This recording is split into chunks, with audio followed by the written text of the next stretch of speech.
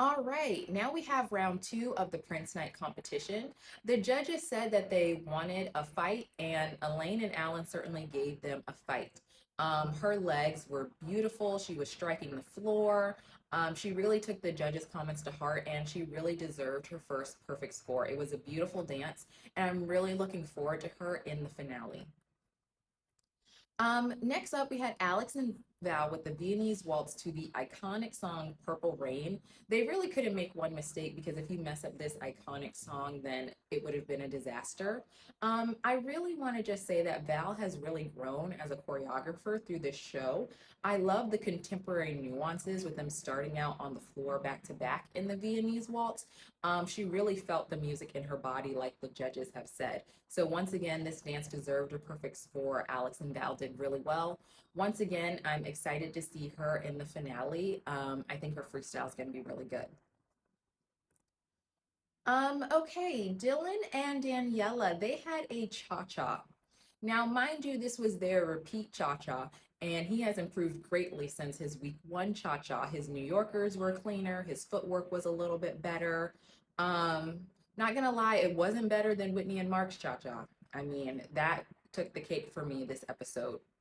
I think Dylan has the opposite problem of Robert. I have gotten on Robert about him being too strict, not using his core properly. He over engages his core, making him have that tightness in his body. I feel like Dylan has the opposite problem. I feel like when he dances, he doesn't engage his core and then it comes off too loose, like his limbs have no control because he's not controlling his center and he's not engaging his core enough.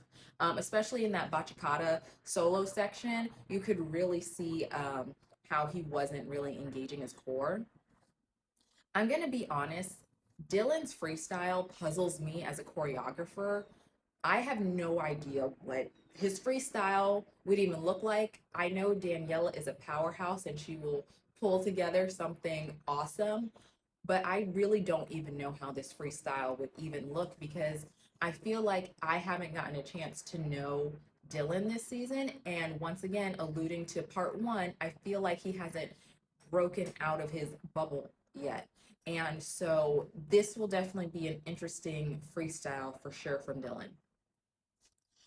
Whitney and Mark had a Viennese waltz. I love the 80s kind of prom vibe. I thought that was really fun.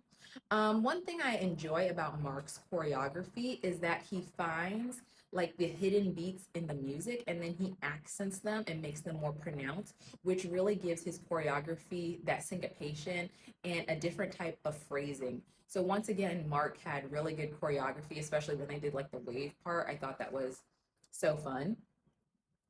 As we know, Whitney and Mark did get eliminated. I don't agree with the elimination. I really was super excited to see them do a freestyle. I feel like since we're gonna have a 3 hour finale anyway, just let them do a freestyle for fun.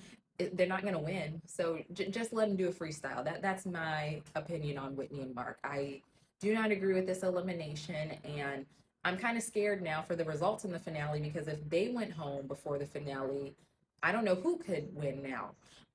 So yeah, really sad to see them go. All right. Next up, we had Jordan and Ezra with an Argentine tango. First of all, hats off to Ezra. This is his first finale as a pro. He definitely deserves this. And I know he's going to do some like crazy, insane Team USA freestyle with backflips and tricks and antics. And I'm so happy for Ezra making the finale. The Argentine tango was really amazing. She had beautiful, clean, crisp lines, as Lynn Goodman says, crispy legs. A little nod to Shangela. I would say this season, after Whitney and Mark's Argentine tango, they had the second best Argentine tango of the season. It was just really well done, and Jordan finally got that perfect score, which she deserved. Last up, Robert and Whitney did a Viennese waltz. I thought he did a really good job. Obviously, he got the highest score of the night with a 59 out of 60. But I do agree with Derek's comments. Once again, I think with Robert, when he hears the word intensity and passion, I think he needs to constrict his body. But in ballroom, true intensity is having that strength, but also controlling it and adding those fluid nuances in the movement. So, and I've gotten on Robert before, like intensity and engagement does not mean to tighten and constrict your body.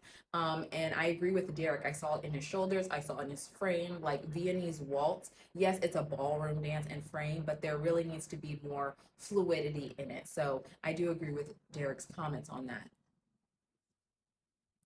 All right, so those are my thoughts on Dancing with the Stars Prince Night from last night. Next Tuesday is the finale. There are going to be 3 rounds of competition. I don't know how I feel about 3 rounds of competition. I feel like this will exhaust the celebrities, and I want them to give their all to their freestyle.